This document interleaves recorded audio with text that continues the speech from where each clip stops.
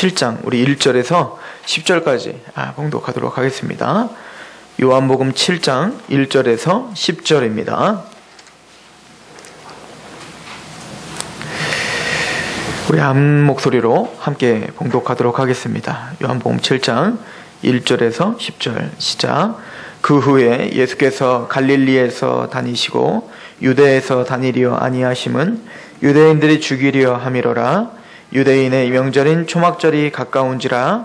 그 형제들이 예수께 이르되 당신이 행하는 일을 제자들도 보게 여기를 떠나 유대로 가소서.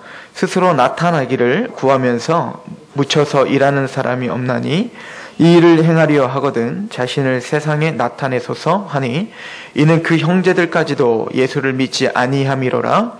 예수께서 이르시되 내 때는 아직 이르지 아니하였거니와 너희 때는 늘 준비되어 있느니라. 세상이 너희를 미워하지 아니하되 나를 미워하나니 이는 내가 세상의 일들을 악하다고 증언함이라. 너희는 명절에 올라가라. 내 때가 아직 차지 못하였으니 나는 이 명절에 아직 올라가지 아니하노라. 이 말씀을 하시고 갈릴리에 머물러 계시니라. 그 형제들이 명절에 올라간 후에 자기도 올라가시되 나타내지 않고 은밀히 가시니라. 아멘. 오늘 말씀을 보면 재밌는 상황이 연출이 됩니다. 예수님의 형제들이 와서 예수님께 명절이 이제 시작되니 형님 올라가시죠. 예루살렘에 가시죠. 이 총구석 갈릴리에만 있지 말고 여기서 그 나타냈던 모든 기적들, 놀라운 기적들, 진짜 메시아라면, 진짜 하나님의 부름받은 어떤 그런 능력자라면, 당신이 진짜 다윗의 자손, 바로 그 메시아라면 이 조그만 총구석에서 있지 말고 유다로 가 예루살렘에 가시죠. 얼마나 좋습니까? 얼마나 좋은 기회입니까? 지금 이때가 수장절, 초막절이라고 하는 절기입니다. 그때 모든 유대인들이, 저 멀리 살았던 유대인들도 다 와서 다 이제 절기를 드리러 올 텐데, 그때 그 많은 사람들 앞에서 기적을 베풀면 당신은 히트를 칠 겁니다. 당신이 진짜 그런 기적과 능력과 메시아라면 이보다 좋은 기회가 어디 있습니까? 가서 한번 보이시지요 라고 이야기를 한 겁니다. 근데 예수님이 그걸 단호히 거절합니다.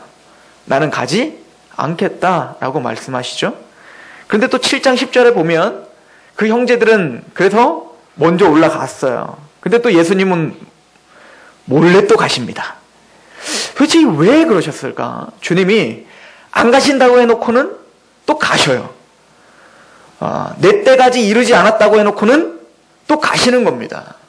도대체 왜 이 7장 1절에서 10절까지 이 말씀에 우리가 이해하지 못하는 이런 메시지들이 써 있을까? 또 주님은 왜 그렇게 행동을 하셨을까를 중심으로 오늘 말씀을 좀 상고해 보고자 합니다.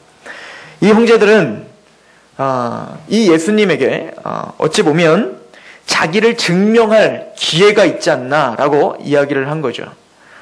자기의 능력, 형님의 능력을 좀 보여주세요.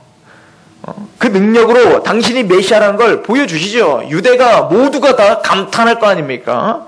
그렇게 이야기를 한 겁니다. 이때는 절기상 수장절이라고 이야기했죠. 이스라엘에게는 3대 절기가 있습니다. 출애굽기 23장 14절부터 보면 너는 매년 3번 내게 절기를 지켜라. 그래서 이것을 우리는 3대 절기라고 해요. 여러분들은 다 아시죠? 첫 번째 절기는 우리가 잘 알고 있는 유월절과 무교절입니다.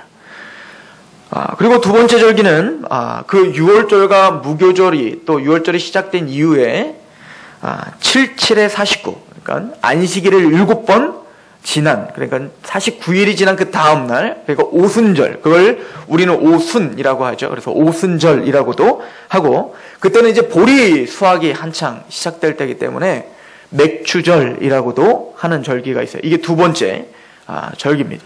그리고 세 번째 절기는 바로 지금 말하고 있는 초막절이라고 하는 절기예요. 수장절이라고도 합니다.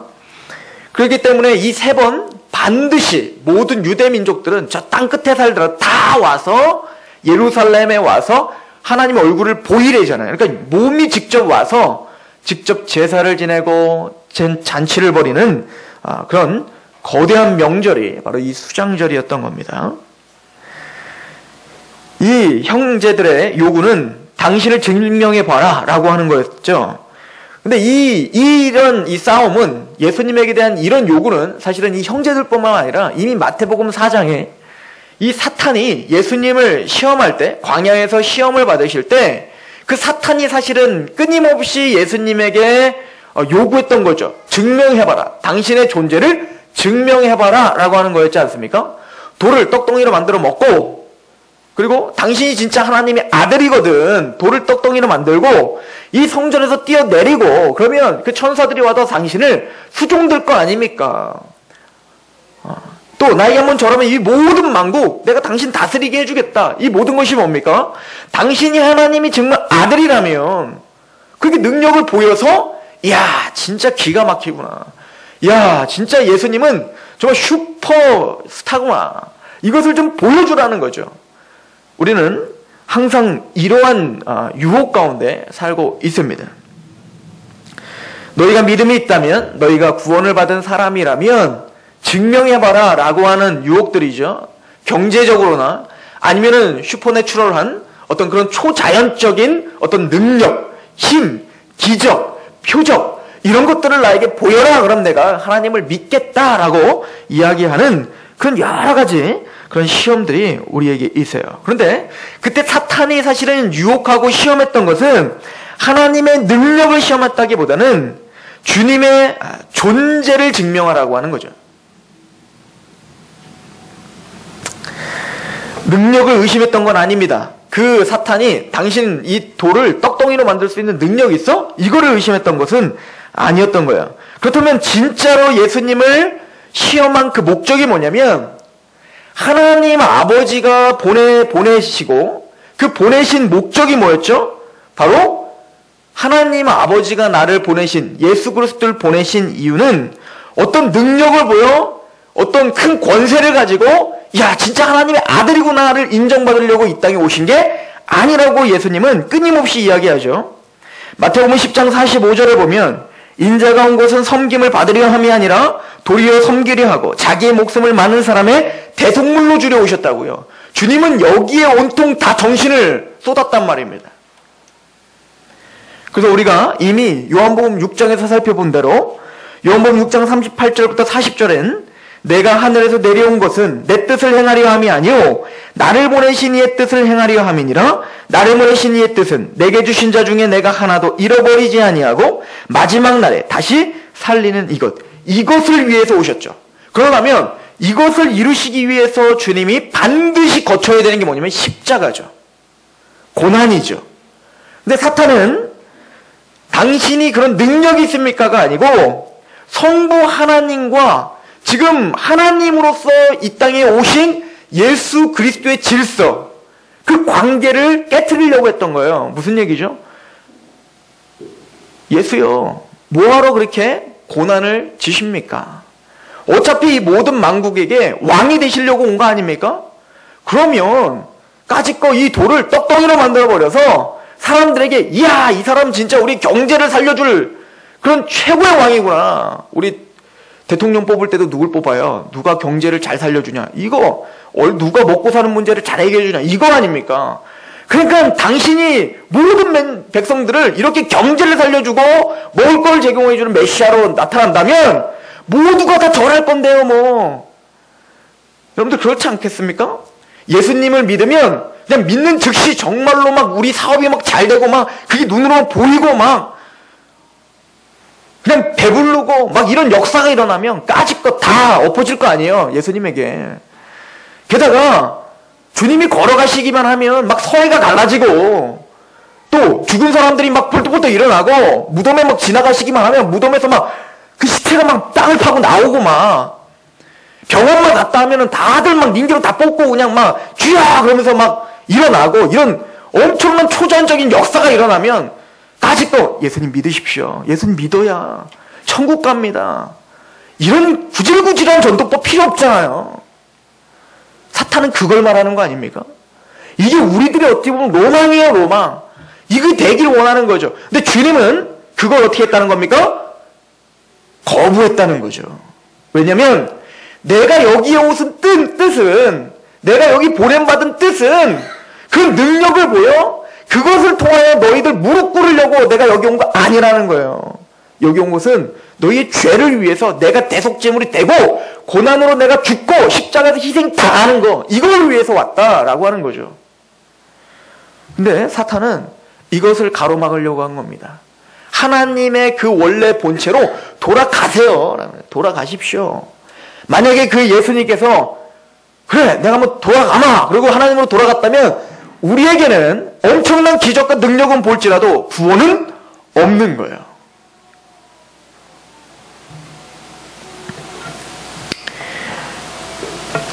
어째 보면 구원받은 하나님의 백성들에게 우리는 예수님에게 끊임없이 이런 시험을 하고 사는지도 모르겠어요. 주님이 진짜 계신다면 왜 내 삶이 바뀌지 않습니까? 주님 내 삶을 완전히 좀 뒤바꿔 놓으셔야, 제가 말하는 삶이라는 건 도덕적이며 우리 안에 있는 어떤 내성이 거룩하게 변하는 걸 말고 우리 어떤 환경을 말하는 거예요. 그러나 주님은 그걸 거절합니다. 그걸 요구하는 형제들이 초막절에 올라갈 때 그들과 함께 가실 수가 없는 거예요. 왜냐하면 초막절에 올라가시는 이유는 예루살렘에 올라가 내가 하나님의 아들 됨을, 그런 능력과 초자연적인 것을 보여주어 나에게 다 무릎 꿇게 하고 강력한 힘으로 그들을 제압하러 가는 것이 아니에요. 그래서 주님이 안 가시겠다라고 한 것은, 내 때가 아니다라고 한 것은 십자가를 염두에 둔 겁니다. 그런 태도에 있는 너희들과 타협하지 않겠다라고 하는 거죠. 그럼 너희들과는 내가 같이 갈 수 없다는 거예요. 나는 너희들과 같이 올라갈 수 없어. 너희는 때가 됐다. 왜? 너희들은 수장전이니까 알아서 가.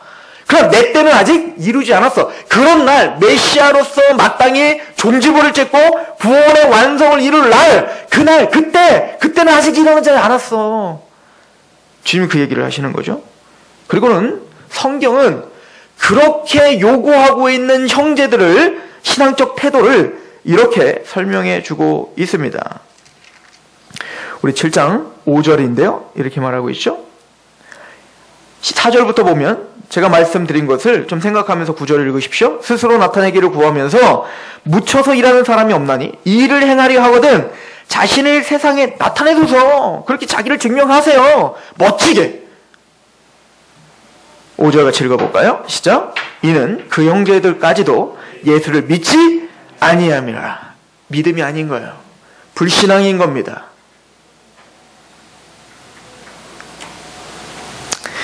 주님은 이 땅에 오신 이유는 어떤 누군가의 충동에 의해서 이렇게 하려고 했다가 저렇게 하려고 했다가 왔다 갔다 하시는 분이 아니에요. 주님은 일관되게 오직 하나를 위해서 사셨어요. 뭐냐면 그때에, 정확한 때에, 하나님이 나에게 허락한 그때에 그 일을 이루어드리기 위해서 사셨어요. 옆을 돌아보지 않았어요. 우리는 흔히 이렇게 착각하는 경향이 있어요. 하나님은 그 구약에 또 그렇게 나오는 경향이 또 있죠. 이스라엘 백성들을 내가 구원시켜야지 출애굽하자. 그렇게 해놓고 출애굽을 시켜줬더니만 말도 엄청 안 듣고 계속 하나님의 말씀을 어기고, 그리고는 계속 목이 고드는 사람처럼 그렇게 살아가요. 옛다 니들 구원 다 취소다. 그러다가 또 모세가 하나님 그럼 되겠습니까? 당신 영광 땅에 떨어집니다. 그러냐? 그래 내가 다시 내가 살려줄게. 그러다 또 우상 만들고 그러면 어떻게 합니까? 야 이놈들아 내가 너희들 다 여기서 다 멸절시키마. 그러시면 되겠습니까? 그러냐? 내가 또 해줄게. 이렇게 왔다 갔다 하시는 분이 아니라고요. 야고보서에는 회전하는 그림자가 없으시고 그분은 신실하시고 그분은 약속을 하시면 반드시 이루시는 집념과 열정과 열심이 있으신 분입니다. 그분이 한번 선포하신 말씀은 한 번도 땅에 떨어지지 않고 반드시 이루시는 분이란 말입니다. 주님은 이 땅에 오셔서 그 하나님의 뜻을 이루어드리기 위해서 사셨다라고 이야기를 합니다. 그렇다면 이 시간 왜 예수님은 그러면 은밀하게 초막절을 가실 수밖에 없었는가? 뭐죠? 사람들의 그 충동, 사탄의 그 충동, 그거에 의해서 움직이시는 게 아니에요. 주님은 철저한 하나님이 주신 타임테이블에 의해서 움직이시는 거죠. 하나님의 때가 됐어요. 그래서 그들이 갈 때가 아니에요. 그들이 말하는 때라는 건 뭐죠? 아까도 말했지만 뭔가 능력을 보여? 뭔가 자기 증명하라. 그래서 주님 거기에 관심 없는 거예요. 주님의 때는 뭐냐면 초막절에 가서 하나님의 뜻을 이루기 위해 가시는 거예요. 그렇다면 왜 초막절날 예루살렘에 올라가시는 것이 하나님의 뜻일까요? 왜 또 은밀하게 가셨을까요? 초막절에 대해서 우리가 좀 살펴보고 그렇다면 하나님이 주님께서 의도하시는 것이 무엇인지 우리가 좀 볼 수 있을 거예요. 6월절 그리고 맥추절 그리고 초막절 이 세 가지 절기를 의미를 좀 이해한다면 오늘 말씀이 좀 쉬워집니다. 첫 번째 6월절은 뭡니까? 출애굽을 할 당시에 장자의 죽음, 모든 이집트 백성들을 장자를 다 죽일 거예요. 그럴 때 하나님께서 이스라엘에게 주신 복이 뭐냐면 너희는 어린 양을 잡아 그 피를 문설주에 바르고, 그죠? 그럼 어떻게 되는 겁니까? 그 피를 바른 데는 넘어가요. 그래서 이걸 6월이라고 하는 거죠. 즉 이 6월절의 의미는 무엇입니까? 구속이죠. 예수 그리스도의 구속이란 말입니다. 그리고는 그 구속 6월절 그 다음 날부터는 무교절이에요. 일주일 동안 그래서 무교병만 먹어야 돼요. 무교병과 쓴나물을 먹어야 돼요. 6월절은 어떤 날이죠? 그 양 잡은 것을 먹고 서서 허리에 동이고 그리고 어떻게 합니까? 지팡이를 짚고 급하게 먹어야 돼요. 고기를 급하게 먹고 그리고 쓴나물과 무교병을 먹어야 돼요. 이 6월절이죠.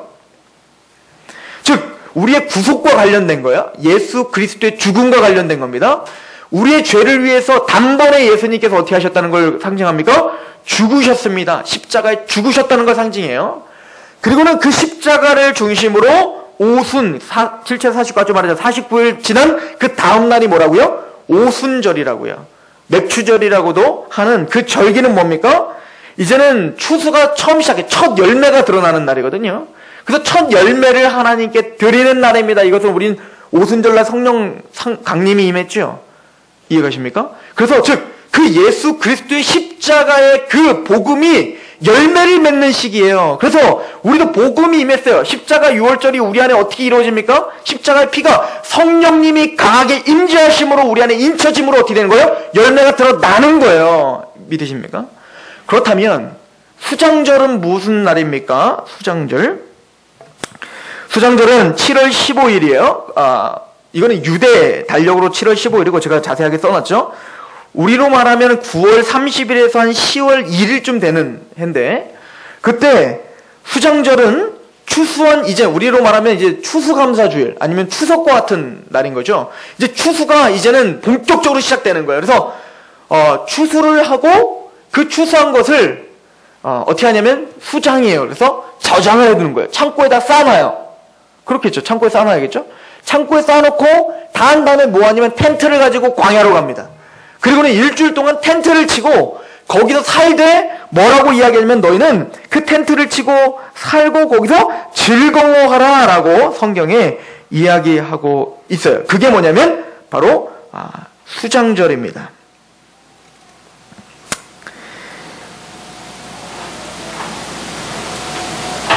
우리 16절을 보면 출애굽기 23장 16절에 이렇게 써 있는데요. 제가 읽어드릴게요. 맥추절을 지키라. 이는 내가 수고하여 밭에 뿌린 것의 첫 열매를 거둠이니라. 이거 두 번째 절기 맥추절.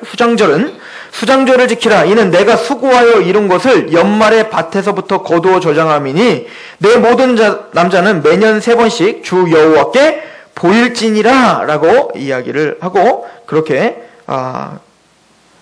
요구를 하고 있는 것을 우리는 볼 수 있습니다. 그런데 이 수장절의 특징이 있는데요. 여러분들이 나중에 출애굽기를 자세히 한번 읽어보면 이 수장절에는 일주일 동안 텐트를 치고 살면서 즐거워하라 라고 이야기해요. 즐거워하라. 그러니까 수장절은 어떤 날이에요? 즐거운 날이에요. 막 너무 기뻐서 미칠 지경이 되는 날이거든요. 이 수장절이. 그럼 왜 즐거워할까요? 여러분들 생각해 보세요. 근데 일주일 동안 텐트를 들고 텐트 속에서 살면서 광야를 다시 체험하라는 건데 즐거울까요? 여러분들 진짜 즐거울 거예요, 그게? 여러분들 편안한 집, 이제는 가나안 땅에 가서 편안한 집에서 살다가 편안한 침대에서 살다가 여러분들 이제부터 저랑 같이 텐트를 치고 텐트를 가지고 물도 없고 뭐 먹을 것도 없는 광야로 나가는 거예요. 그리고 텐트를 쳐놓고 거기서 일주일 동안 우리 산다고 생각해 보세요. 물 안 나오죠? 밥 지을 때 아주 번거롭죠. 씻지도 못하죠. 여자들 특히 그거 굉장히 찝찝해 하잖아요. 남자까지 한 3, 4일은 뭐 거뜬히 안 치고도 버틸 수 있는데. 그리고 밥하는 것도 불편하고 잠자는 것도 불편하고 얼마나 불편할까요? 근데 어려운 거는 뭐냐면 거기서 어떻게 하래요? 즐거워하는 거예요. 이 수장절이 역할은 뭐죠? 뭐냐면 6월절은 구원을 상징한다고 했습니다. 구속이라고 했습니다. 6월절은 이제 뭐 하는 거예요? 급하게 먹으면서 뭐를 하는 거예요? 출애굽의 시작이죠. 출애굽을 급하게 하러 나가는 거거든요. 그러면 구원을 시킨 출애굽을 하는 목적이 어디 있어요? 단순히 애굽에서 떠나는 게 목적이 아니라 어디까지 가는 것이 목적이에요? 가나안까지 가는 것이 목적인데 그 가나안에 가서 뭡니까? 추수를 한 것을 곡식을 저장하고 얼마나 고마워요. 얼마나 감사해요. 처음에 청교도들이 미국이라는 그 아메리카 대국에 도착했을 때 처음에는 먹을 것도 없고 씨앗도 없고 그러고 있는데 많은 사람이 죽임을 당하고 열병 돌고 다 죽었는데 그때 그래도 인디안이 도움을 줘서 씨앗을 줘서 옥수수 씨앗을 줘서 그거 갖고 심었더니 그래도 그게 나가지고 첫 수확을 받았을 때 그 감격스러움이 얼마나 기쁠까요? 그래서 그 사람들이 제일 먼저 한 게 뭐였어요? 하나님 앞에 예배를 드리고 그날을 기념하기 시작했는데 그게 우리가 드리는 지금 추수감사주일이잖아요. 그리고 얼마나 감격스러울까요? 약속의 땅에 왔구나. 하나님이 우리를 애굽에서 건져내시고 그리고 마침내는 광야 40년을 통과하게 하시며 마침내 어디로 인도하셨구나? 가나안 땅에 왔구나. 그리고는 하나님이 이런 열매를 주셔서 우리에게 이런 약속의 땅, 젖과 꿀이 흐르는 땅에 그 놀라운 축복을 받게 했구나를 기념하는 날이란 말이죠. 그러면 6월절과 출애굽의 시작이 홍해가 갈라지는 것이 구원의 시작이라면 우리에게 구속받는 것이라면 가나안 땅에 입성하는 것은 뭘까요? 구원의 완성이겠죠. 하나님이 언약이 성취됨의 완성을 말한단 말입니다. 제가 그런데 이 이야기를 왜 하고 있냐면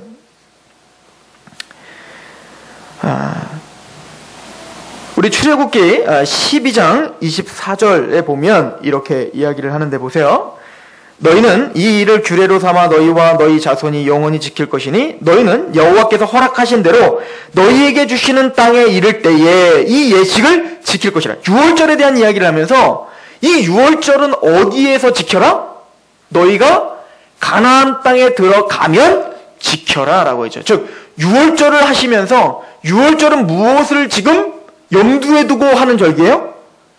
가나안 땅에 이미 들어갔음을 염두에 둔 거야. 그러니까 하나님은 6월절을 통해서 장자의 죽음에서 면하게 하시고 출애굽을 하시고 그리고 어디까지 가는 게 목적이었다고요? 가나안까지 가는 게 목적인데 그 6월절 절기가 이미 그 6월절 절기는 이미 그 가나안 땅에 입성하여 거기서 충만한 어떤 곡식들을 갖고 젖과 꿀이 흐르는 땅에서 영원하게 살 것에 대해서 이미 보장을 해놓고 시작한 거예요. 그렇죠? 무슨 얘기냐면 어차피 니네가 가나안 땅에 갈 거거든. 너희들 잘못하면 가나안 땅에 못 갈 수도 있어가 아니에요. 이미 하나님은 뭐라고 약속한 거예요? 너희가 가나안 땅에 가면 이해가 가세요? 무슨 얘기인지? 예를 들어서 이렇게 생각해 보세요.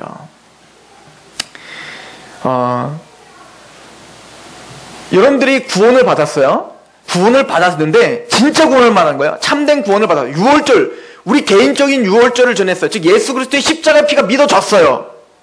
그러면 우리는 이미 무엇을 염두에 놓은 거예요? 구원의 완성, 영화까지 우리는 염두에 뒀다고요. 그래서 로마서 8장에 보면 이렇게 써 있어요. 너희를 미리 아시고 미리 안 자를 정하시고 정한 자를 부르시고 부르신 자를 의롭다 하시고 의롭다 한 자를 영화롭게까지 하셨느니라 라고 써 있거든요. 하셨느니라. 그러니까 여러분들 영화롭게 됐어요? 안 됐어요? 안 됐다고. 왜? 의롭게까지는 됐는데 아직 성화의 과정을 살잖아요. 그런데 로마서에는 뭐라고 써 있냐면 너희가 이미 영화롭게까지 하셨다는 거예요. 과거로 끝낸다고요. 이거를 뭐라고 하냐? 확정적 미래라고 하는 이게 헬라어 표현이에요. 그러니까 히브리어 헬라어에는 이런 표현이 있어요. 그러니까 아직 일어나지는 않았지만 확정적 미래. 이건 무슨 얘기죠? 이건 될지도 안 될지도 모르는 게 아니라 확실하게 된 거야. 된 거. 왜? 하나님이 그렇게 약속했으니까 반드시 된 거야. 야, 이 유월절을 지켰지? 어린 양 잡았지? 너희가 지금 유월했지? 죽음의 신에서 건져냈지? 그 목적은 너네 가나안 땅 가면 이거 항상 기념해야 돼? 무슨 얘기죠? 이미 너희는 가나안 땅 들어간 거야. 이게 굉장히 중요한데? 알아듣고 계세요? 오늘 제가 몸이 좀 안 좋거든요? 잘 알아들으셔야 돼요. 이거는 대단히 중요한 거야. 여러분들이 구원을 받았습니까? 예수 그리스도로 말미암아 여러분들의 구원의 확신이 생기셨습니까? 그렇다면 하나님은 중간에 여러분들을 떨어뜨리지 않고 반드시 영화롭게까지 하는 구원의 완성을 염두에 두고 구원을 시키신 거예요. 이게 왜 중요하냐? 수장절에 왜 굳이 편안하게 살고 있는 그들을 굳이 또 끌고 가가지고 장막에 거하면 텐트 치고 살면서 거기서 또 어떻게 하라고요? 힘들어 죽겠는데 즐거워하라. 즐거워하라는 건 뭐예요? 완성이라는 얘기입니다. 그런데 왜 즐거울까요? 이걸 생각하라는 거예요.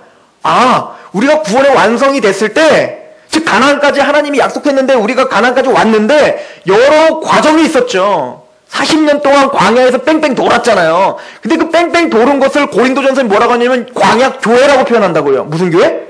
광야교회. 즉 이스라엘 백성들이 6월절에 어린 양의 피로 구속함을 받아 출애굽을 홍해를 건너고 40년 동안 뺑뺑뺑뺑 도는 걸 교회라고 말한다고요. 교회. 즉 마찬가지로 우리가 지금은 교회에 살고 있어요. 광야처럼 살고 있다고요. 그렇죠. 하나님이 불기둥과 구름기둥으로 보호해주고 있지만 여전히 광야인 거예요. 우리는 광야 속에서 살고 있잖아요. 마침내는 우리를 어떻게 할 거라는 거예요. 고린도전서 15장에 보면 불갑을 썩지 아니할 몸을 우리에게 덧입혀준다는 거잖아요. 그래서 우리는 이젠 타락하지도 않고 죄가 없고 그런 완벽한 모습으로 예수 그리스도의 똑같은 모습으로 우리를 구원시켜 주신다는 거잖아요. 그리고 로마서에 이미 영화롭게 됐다. 즉 그거 완전히 그렇게 될 거야 라고 하나님 확증하잖아요. 그런데 중요한 게 이 수장절은 그걸 즐거워해야 되는데 왜 텐트에서 산다고요? 이 모든 것이 다 뒤를 돌아보는 거예요. 그래서 텐트를 외치고 살죠. 광야 시절에 하나님이 우리를 어떻게 인도하셨는가를 기억하라는 거죠.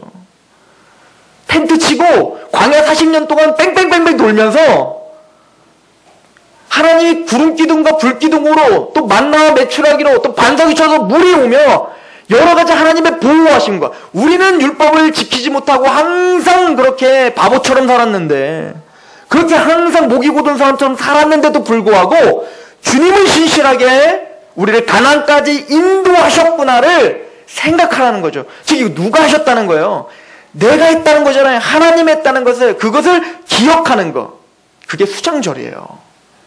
그런데 주님께서 하나님의 뜻이 있어서 초막절을 지키러 올라가시는 거예요. 지금. 그럼 주님은 왜 초막절을 왜 가실까요? 그 초막절을 완성하시는 분은 누구라는 겁니까? 나라는 겁니다. 그때 예수 그리스도께서 이루시는 거예요. 알파와 오메가인 그 예수님께서 그 모든 유월절 같은 자기의 십자가의 죽음과 또 즐거워하며 그 구원을 완성시키는 그 모든 것이다. 내가 하는 것이다를 보여주는 거죠. 어찌 보면 요한복음이 그걸 전체를 다 보여주고 있어요. 요한복음 1장을 보세요. 1장 1절에 보면 태초에 말씀이 있었느니라 말씀이 하나님과 있었으니 말씀은 곧 하나님이시라. 그리고 요한복음 1장 2절에 그 말씀이 만물을 지으셨다. 창조주라는 거죠. 그분이 누군데? 예수님이신데. 그런데 그분이 빛으로 이 땅에 오셨는데 이 무지몽매한 이 모든 백성들은 그 빛을 싫어하더라. 그래서 거부하더라. 영접지 않더라 라고 하는 거죠. 그런데 요한복음 1장 12절에 뭐라고 써 있습니까? 그러나 영접하는 자, 곧 그 이름을 믿는 자에게는 하나님의 자녀가 되는 권세가 주어진다. 무슨 얘기죠? 거의 안 믿는데 걔 중에는 영접하는 자가 있더라 라고 하는 거죠. 그게 누구예요? 저와 여러분이죠. 그래서 걔 중에 우리가 믿고 있는 거잖아요. 그런데 거기에 강조점이 있는 게 아니죠. 요한복음 1장 12절에 내가 영접해서 내가 믿어서 내가 하나님을 바라보는 하나님의 백성이 됐구나의 강조점이 있는 게 아니라 13절에 강조점이 있어요. 13절 이렇게 말하죠. 이는 혈통으로나 육정으로나 사람의 뜻으로 나지 아니하고 오직 하나님께로부터 난 자들이다 이거예요. 우리가 혈통으로나 육정으로 우리가 뭔가 해서 구원을 받은 게 아니라 눈이 떠진 게 아니고 하나님의 은혜로 하나님이 우리를 낳으셨어요. 이걸 요한복음 3장에 거듭났다라고 표현한 거죠. 우리는 하나님 볼 수도 없던 자들인데 주님의 은혜로 뭡니까? 우리를 구원시켜 주셨다. 누가 했니? 이거야. 누가 했니? 이 싸움인 거죠. 여러분들 구원 누가 주셨습니까? 또 여러분들을 영화롭게까지 하실 그 누가 그렇게 하시는 겁니까? 여러분들이 끝까지 구원을 지켜 나중에는 끝까지 율법을 하나도 어기지 아니함으로 그 믿음을 지켜 여러분들을 완성시키는 겁니까? 아니면 하나님이 하셨음을 고백하는 겁니까? 하나님이 하셨음을 고백받는 것이 우리 구원받은 자의 태도인 거죠.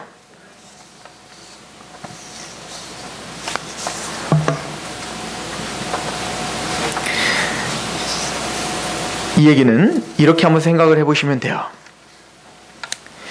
오늘 본문에 보시면 이렇게 이야기를 하죠. 7장 6절을 보면 예수께서 이르시되 내 때는 아직 이르지 아니하였거니와 너희 때는 늘 준비가 되어 있다. 그러면서 무슨 말씀하시냐면 세상이 너희를 미워하지 아니하되 나를 미워하나니 이는 내가 세상의 일들을 악하다고 증언함이라. 아직 이 형제들은 세상은 형제들을 미워해요? 안 미워해요? 안 미워하죠.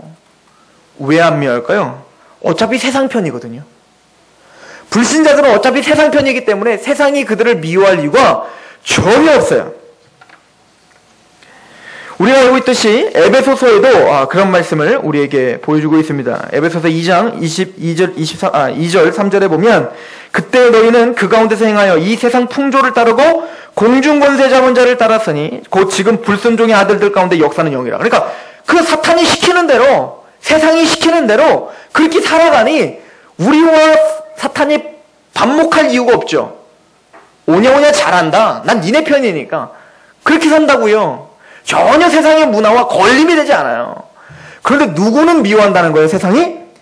나는 미워한다는 거죠. 예수님은 미워한다는 거예요. 왜요? 그 세상이 악이라는 것, 그 세상이 죄라는 것, 사탄이 죄라는 것을 계속 지적하기 때문에 세상은 예수님을 미워할 수밖에 없다라고 이야기하죠.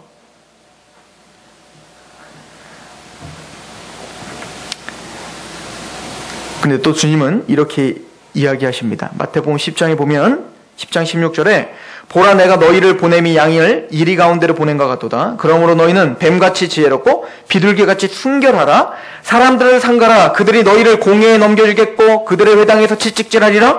또 너희가 나로 말미암아 총독들과 임금들 앞에 끌려가리니 이는 그들과 이방인에게 증거가 되게 하려 하심이라. 21절 장차 형제가 형제를 아버지가 자식을 죽는 데서 내어주며 자식들이 부모를 대적하여 죽게 하리라. 또 너희가 내 이름으로 말미암아 모든 사람에게 미움을 받을 것이나 끝까지 견디는 자는 구원을 얻으리라. 이 동네에서 너희를 박해하거든 저 동네로 피하라. 내가 진실로 너희에게 이르노니 이스라엘의 모든 동네를 다 다니지 못하여서 인자가 오리라. 근데 또 제자들에게 뭐라고 약속해요? 너희를 세상이 미워할 거야.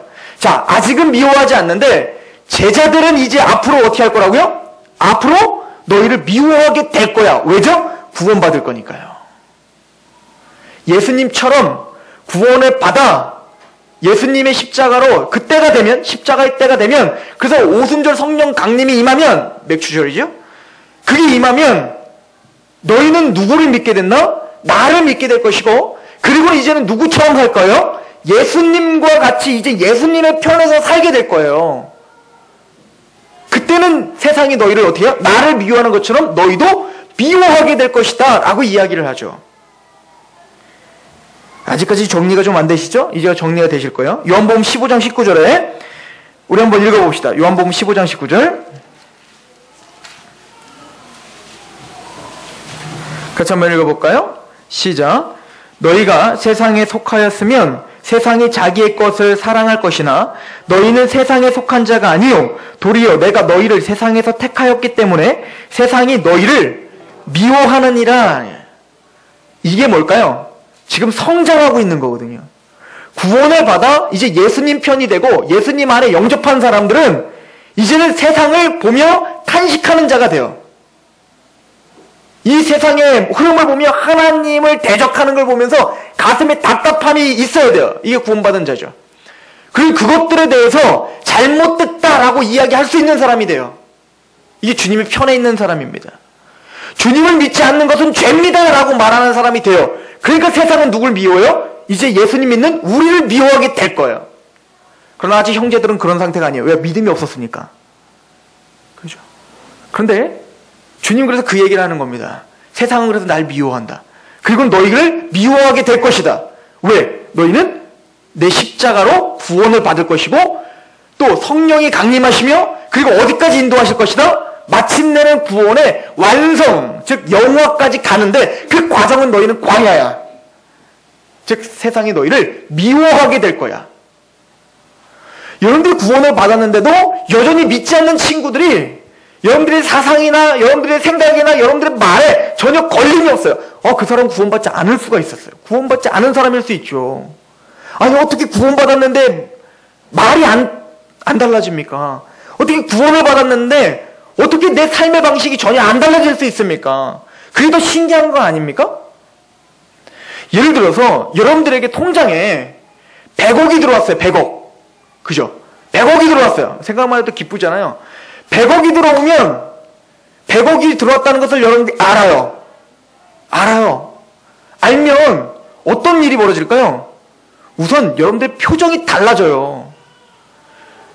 표정이 달라지고 분명히 100억이 들어오기 전과 들어오고 난 다음에 나는 똑같거든요. 그런데 내 어떤 그 감정뿐만 아니라 실제적인 몸의 변화도 있다고요. 아픈 게 싹 없어져.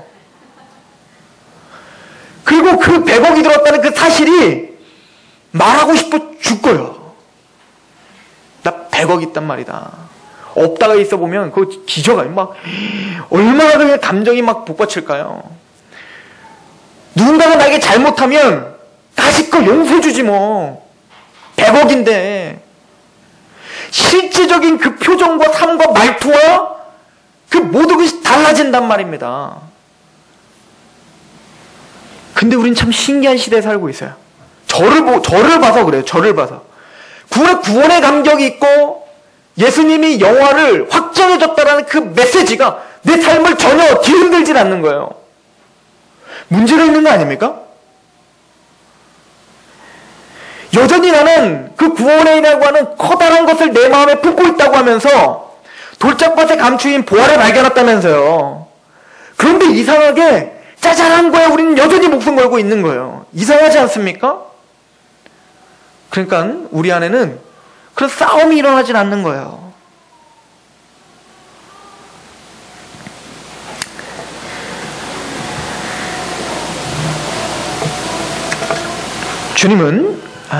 주님의 백성이 구원을 받아 그렇게 되어 가서 마침내는 세상과 타협하지 않는 완벽한 예수님이 완성한 그 구원의 완성을 주실 거예요? 이미 주셨어요. 이미 주셨다니까요. 아직 내가 누리진 못하지만 반드시 있어요. 여러분들 걱정 마세요. 예수님이 재림하시면 여러분들은 그런 모습으로 완전히 영화롭게 변화됩니다. 제가 보증해요. 이게 가짜라면 저도 함께 지옥에 가야죠. 예수 그리스도는 그렇게 우리를 구원을 보증하시고 확증하세요. 자, 그렇다면 제가 이 얘기하려고 하는 건데 마태복음 5장 17절에 보면 내가 율법이나 선지자를 폐하러 온 줄 생각하지 말라. 폐하러 온 것이 아니요 완전하게 하려 함이라. 이렇게 말씀하시죠. 자, 보세요. 예수님이 이 땅에 오신 이유는 입법자이신 율법의 입법자가 누구예요? 예수님이죠. 하나님이시니까. 입법자이신 예수님이 율법을 주셨다고요. 맞습니까? 그런데 그 율법을 통해서 여러분들이 구원 받을 수 있어요? 없어요? 없어요. 구원, 그 율법 다 지킬 수 있어요? 없어요? 없어요. 아니, 우리는 율법 자체를요, 아예 지킬 생각도 못해요. 그래서 이 율법을 주신 이유는 뭐라고요? 입법자이신 그 율법을 주신 입법자가 직접 이 땅에 와서 성취하시겠다는 거예요. 그러니까 율법을 주신 목적은 너 율법 다 지켜 구원받아라, 완성되라, 이거 아니라고요. 아시죠? 우리는 도대체 할 수 없음을 깨닫게 한 거죠. 그리고는 입법자이신 그분이 직접 이 땅에 우리와 똑같은 형체로 오셔서 그 율법을 다 이루시고 완성시켰어요. 십자가에서 뭐래요? 다 이루었다. 그리고 그거 누구 거래요? 네 거야. 믿는 자 거야 라고 이야기하죠. 그건 뭡니까? 신분적으로 이렇게 이미 확증해놨어요. 우리 의인이에요. 그런데 우린 여전히 수준이 어때요? 의인된 수준이에요? 아니죠. 여전히 죄 가운데 여전히 넘어지잖아요. 그런데 중요한 건 뭐냐면 이 수장절에 주님이 가셔서 그 뜻을 이룬다는 건 뭐냐면 율법을 온전히 이루게도 누가 하시겠다는 거예요? 주님이 하시겠다는 거예요. 이 로마서 8장에 있잖아요. 너희가 성령을 받아 이제 생명의 성령의 법으로 사망의 법에서 너희를 구원시켜 주시고 그 성령이 너희 안에 있으니 율법을 이루게 하려 함이라 라고 하잖아요. 그러니까 그 과정, 광야 같은 이 시대에 우리가 살아가면서 여러분들은 율법을 이루게 하고 여러분들의 삶을 변화시키며 세상과 타협하고 있는 모든 것들을 다시 돌이켜 세상과 싸우며 하나님의 복음을 전하고 영광스럽게 하며 그 모든 것 다 누가 하시겠다? 하나님이 하시겠다. 나만 믿어. 라고 하는 거죠. 그래서 구원받은 사람은 두 가지 태도가 있어야 돼요. 첫 번째는 나 자신을 바라보면서 끊임없는 갈등과 고민이 있으셔야 돼요.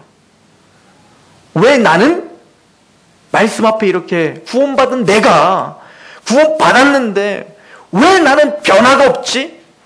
이거 고민하셔야 돼요. 구원받았으니까 고민하는 거예요. 구원 안 받은 사람은 고민할 필요가 없어요.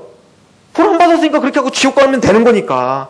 그러나 진짜 우리가 어린 양의 피에 구원받은 사람이라면 갈등한다니까요. 갈등해요. 왜 나는 간절함이 없지? 왜 나에게는 하나님의 뜻 가운데 살려고 하는 반응되는 것이 없지? 왜 내가 이렇게 육체가 연약하면 왜 하나님 앞에 열정이 자꾸 떨어질까? 왜 내가 그 복음을 갖고 있으면서도 불구하고 사소한 곳에 목숨 걸어 자꾸 죄를 질까? 이거에 자꾸 힘들어야 돼요. 누구처럼? 바울처럼. 오래오래 공부한 사람입니다, 주님. 내가 하나님의 법은 사랑하지만 내 안에 또 다른 법이 나를 자꾸 끌어들어가 하나님의 말씀을 이루지 못하게 하네요. 그러면 그걸로 낙심하진 않아요. 왜요? 감사합니다. 할렐루야. 이게 로마서 7장에 올해는 공부합니다 라고 하고는 뭐라고 이 사망하면서 나를 좀 누가 좀 나 좀 끄집어내달라 라고 해놓고 그리고 바로 이어만 하는 게 로마서 8장 1절이잖아요. 그러므로 그리스도 예수 하는 자에게 결코 정죄함이 없느냐. 높음이나 기쁨이나 그 어떤 피조물도 우리를 그리스도의 사랑에서 끊을 수 없다. 누가 완성시킬 거니까? 주님이. 그래서 용기를 갖는 거예요. 이게 성도예요.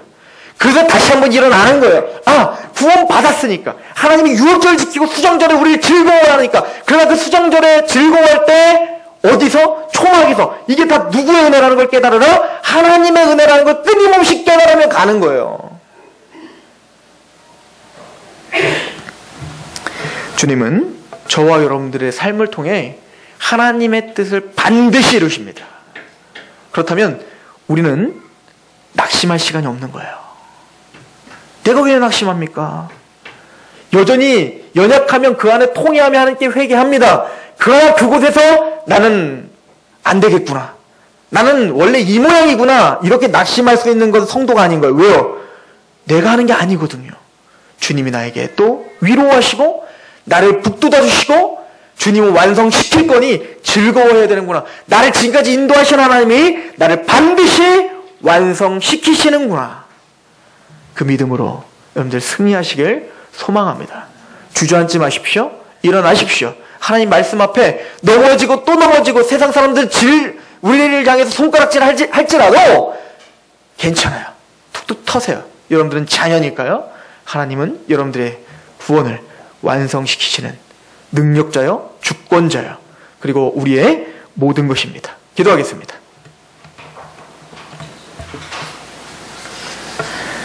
하나님,